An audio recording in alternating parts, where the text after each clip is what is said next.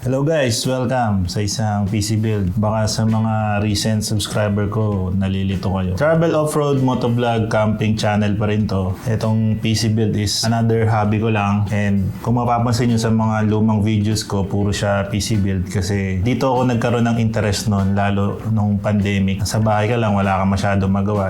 Medyo maalam naman ako sa mga PC, kaya naisip ko, paano kaya kung gumawa ako ng mga PC build videos. Tapos may mga nagpapabuild sa akin noon. Sa ngayon, mga close relatives na lang or mga close friends na lang yung nabibuildan ko. Hindi ko na siya natuloy-tuloy nun. This time, ang bibuildan ko is yung bayaw ko, si Vince. So, from the start pa lang, sasabihin ko na, meron kasi siyang kuya na pinsan. Binigyan siya ng RTX 2080 na GPU. So, meron na siyang GPU. The rest of the parts na lang yung kailangan niya. Kaya kung mapapansin nyo, medyo mura lang. Total lang nito na mga nagastos niya is 27,000. Sa totoo lang, sa opinion ko, halimbawa, nagbibuild ko ng PC, maganda na wag mong ipilit yung GPU dun sa starting budget mo. Kasi yung GPU, isa siya sa pinakamahalaga na part ng iyong PC build. So, kung titipirin mo sa kanya, mabibitin ka rin sa performance. So, kung nagsisimula ka na mag-build at may budget ka na, pwede mong gamitin sa the rest of the parts like yung mga CPU, motherboard, case,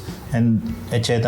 and all. Ang pwede mo sigurong gawing diskarte para maganda-ganda yung GPU mo, installment na lang gawin mo sa kanya. Huwag mo siyang ipilit dun sa budget mo para hindi ka mabitin. Yung GPU nga pala na to, pinamana sa kanya ni Kuya Jap. So ayun, shoutout kay Kuya Jap and Ate Aris from London. And hello. Thank you sa bigay nyo na GPU kay Vince. Malaking tulong para sa pag-aaral niya. And so, konting story time. Grade 6 pa lang ako. Nagkakalikot na ako ng mga PC. So, yung PC namin nun, lahat mga donated parts lang. Tapos wala akong kaalam-alam nun sa PC. Tinatry ko lang siyang assemblein. Tapos naalala ko nun, tipong kahit hating gabi, masisira ko siya kasi parang may madidelete ako na files. So kung ano man, kinakalikot ko kasi siya lagi. Buti na lang dun sa dati naming tirahan, merong bukas na computer shop. Bukas siya ng madaling araw. Like 12 midnight, nagbubuhat ako ng sobrang bigat na PC. Tapos pupunta ako sa shop niya kay Kuya Arthur. So ayun, kay Arthur, shoutout. Sana naalala mo pa ako.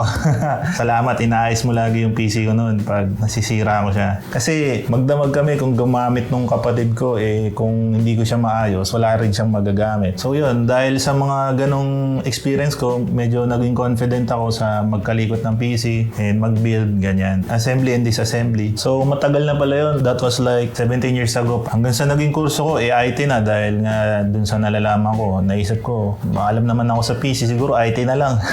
So yun guys, I will discuss each part kung bakit sila yung napili ko. So pag namili nga pala ako guys, parang hindi ako nakatali lang sa isa or dalawang brand or anything. Kahit anong available na bago or luma na sa tingin ko maganda para sa magiging build ko, lahat yan kino-consider ko. Pag namili ako, online lang. Tapos talagang nag-aabang ako ng sale and ginagamit ko talaga lahat ng vouchers na pwedeng gamitin. Nung nakaraan na sale, nung nabili ko tong build ni Vince, nakatipid siya actually almost 4,000. So, di ba, ang laking bagay nun. Ang gagawin mo lang, maghihintay ka lang and didiskartehan mo lang yung mga tamang vouchers. So, ito nga pala yung motherboard ni Vince. Ang presyo nito is 5,800. Kung mapapansin nyo, B550 na siya, series. So, alam naman natin pag B550, unlike dun sa mga A520, mas maganda yung mga features nito, yung mga technology nito. Naalala ko noon, nung naghahanap ako ng motherboard,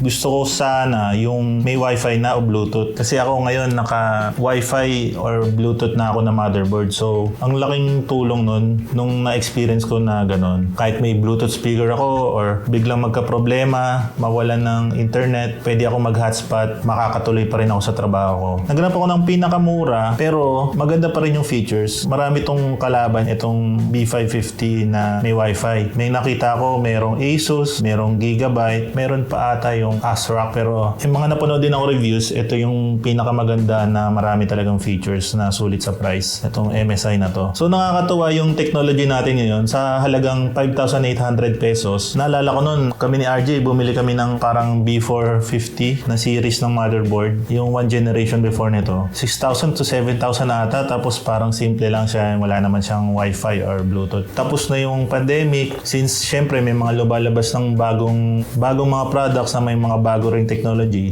mas nagmura na yung post-pandemic na mga products nun. Pero ito, B550, napaka-capable pa rin ito. Baka hindi ko na maisa-isa lahat ng features niya, pero ang ganda ng itsura niya, then metal enforced na siya. Gen 4, airflow optimized. Lahat ng kung ano mang typical na meron sa isang B550 nandito na. Pero talagang panalo para sa akin talaga yung may Wi-Fi at Bluetooth na siya. Dati napangarap ko lang yun and naabot lang yun madalas sa mga mini ITX. Sunod naman natin guys yung processor. So ang presyo nito is 6,006. Grabe, napakamura. Yung presyo na 6,000, wala pang pandemic nun. Ganun yung mga presyo ng mga mid-range na magagandang klase ng processor. Pero ito grabe, Ryzen 5 5600. Ganito rin yung sa akin na gamit ko ngayon. Nabili ko siya post-pandemic na, so parang normalized na yung prices niya. So kakalabas nito, hinintay ko muna ng a few months, baka bumaba yung presyo, pero katagalan, ang naging final price niya nun is 11,000. Sa tipong murang halaga, nandun na lahat ng features na magaganda. Ganun talaga. Nag-a-advance na kasi talaga lahat. So talagang minsan mainggit ka, sana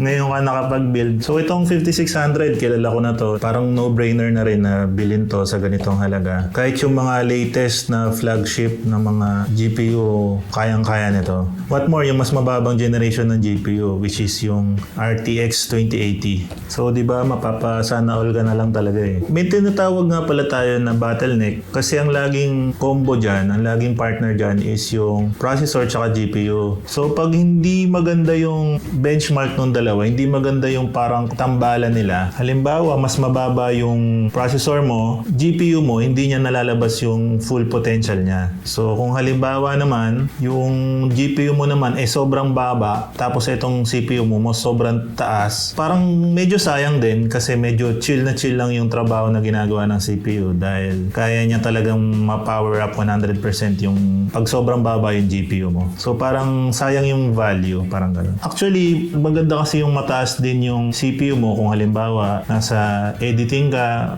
rendering, mga gano'n, kasi kailangan mataas yung CPU doon. So kung malilito kayo, ang laging pwede nyong gawing rule is mas mataas ng konti yung CPU, 100%, walang problema ka na sa GPU, malalabas niya yung full potential. Next ko palang i-discuss guys is yung RAM. Wala na siyang laman kasi nakabit ko na siya, na-build ko na siya doon. Basic na basic lang, talagang hanggang ngayon 16GB na RAM, dalawang 8-stick, sweet spot talaga lalo for kahit mag-gaming ka or production editing. Ang napili natin is T-Force Dark Z Team Group, yan, Team Group na 32 MHz DDR4. Ang maganda kasing gawin, halimbawa, nakapili ka na ng motherboard. So, meron tinatawag dito na parang yung series of codes niya. Ito halimbawa, TDZAD416G32 and so on. So, parang may code, punta ka sa website ng motherboard, input mo yung kung ano yung napili mong CPU, then lalabas doon yung mga compatible na mga memory na pwede.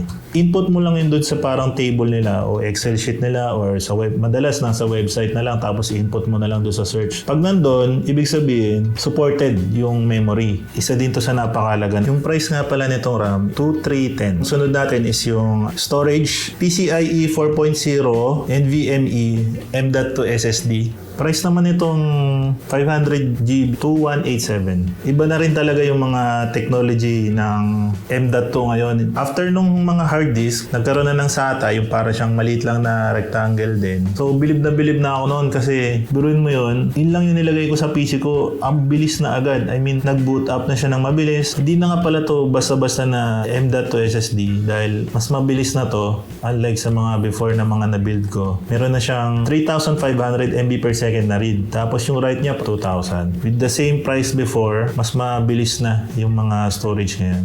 Sunod naman natin guys is PSU, power supply. So kung halimbawa guys, hindi kayo sure kung ilang watts yung dapat yung kunin na PSU, search nyo lang yung GPU nyo. Halimbawa, Asus RTX 2080. Check nyo dun sa website nung manufacturer ano yung recommended nila. Kung ano yung nilagay nila dun, wag na kayo mag-compromise kasi itong PSU, pinakamahalagang part, I would say, ng isang PC kasi it powers all the delicate parts of your your build.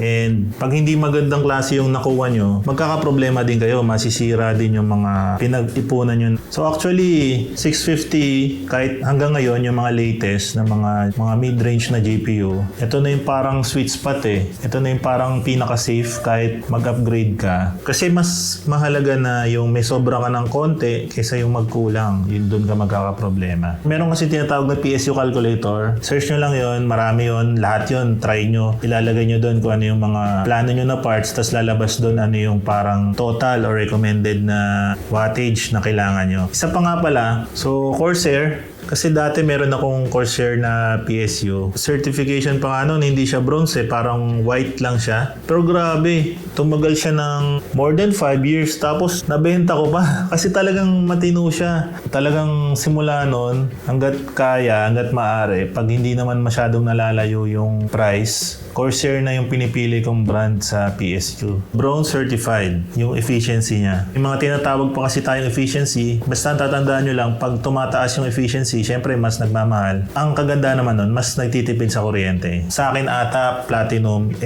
kung gusto ko man sana ng bronze lang, kasi yung sa pag mini ITX kasi, yun na yung madalas puro platinum na siya, parang ganon. Kaya, ayun, naobligado ako mag-platinum. Pero ito, bronze, matipid na rin to sa kuryente. Yung price nga pala nitong PSU is 3,235.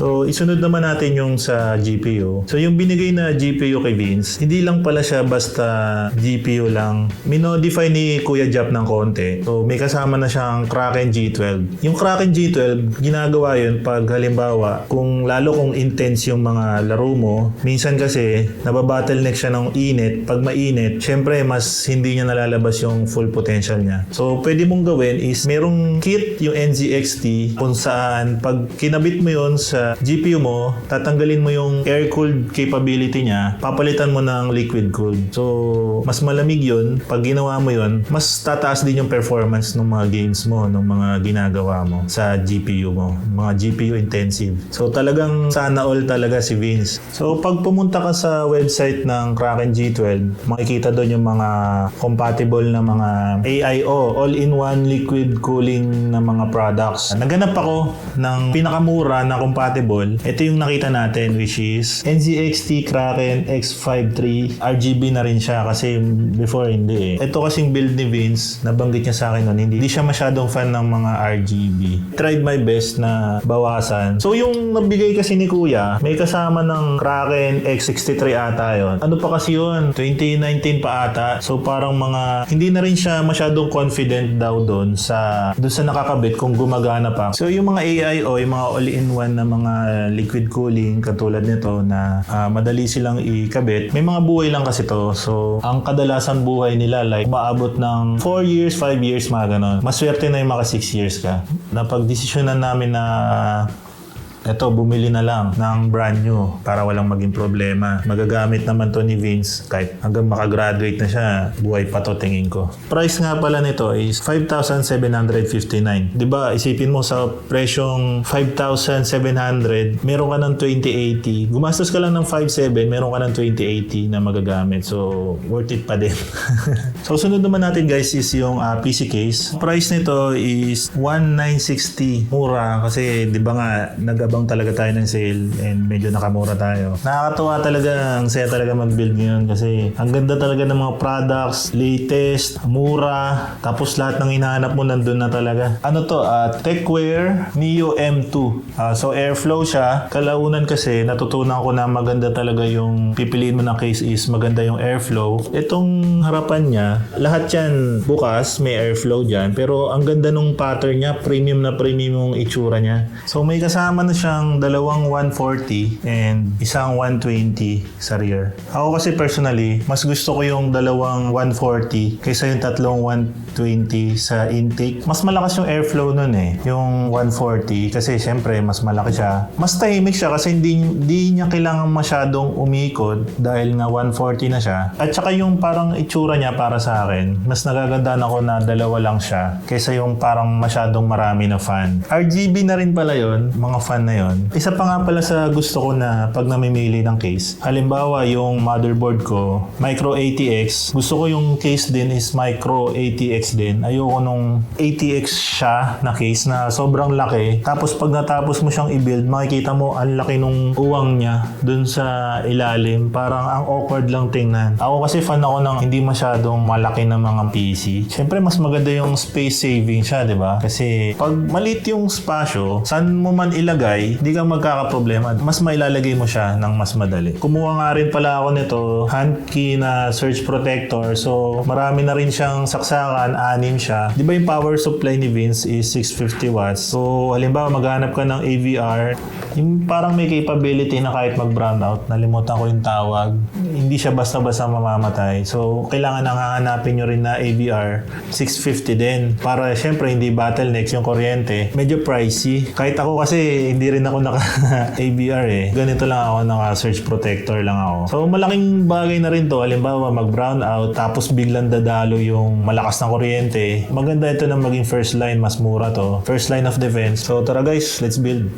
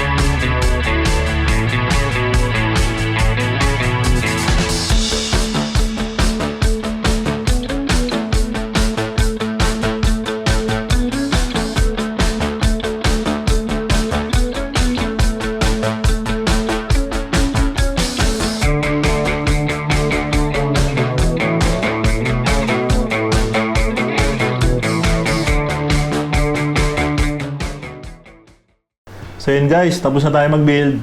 Ito na yung kinalabasan niya. Originally, itong AIO, balak ko sana dito sa taas. So may mga spare parts nga rin pala ako dito. Ilbis na yung stock cooler ng Ryzen yung nilagay ko. Meron akong almost brand new na Deep Cool Gamax 200T. Subukan na rin yung performance nito. Kung medyo on a budget kayo, tapos minsan kasi yung stock ng mga cooler ng AMD, minsan parang bitin tapos medyo maingay. Ito ang ganda ng performance nito, tapos tahimik lang siya. 600 pesos lang yan kung bibili kayo ng cooler na yan na Deep Cool. Tapos may mga spare din ako na mga SSD rito sa bahay. Dalawa silang 250 GB.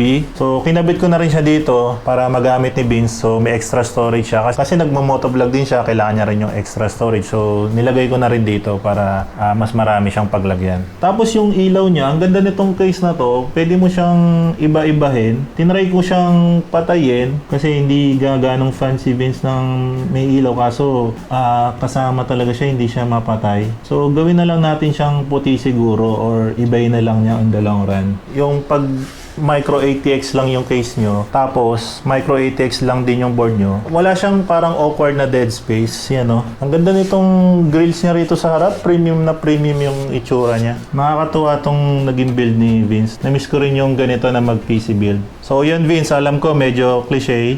So pinaghirapan to ng parents mo, and ako pinaghirapan ko din to. Sa sana magustuhan mo.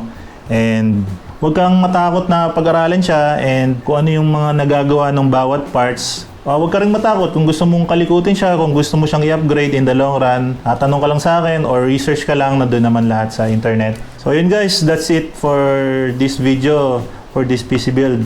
Maraming salamat. So gumawa lang ako kasi na-miss ko lang yung mga ganito PC build, pero babalik na siguro tayo sa camping motovlog. Tingnan natin in the future, baka mag-vlog ulit ako ng PC kung sinong mabuhan ko. Till next vlog guys, RNLADV. Thank you.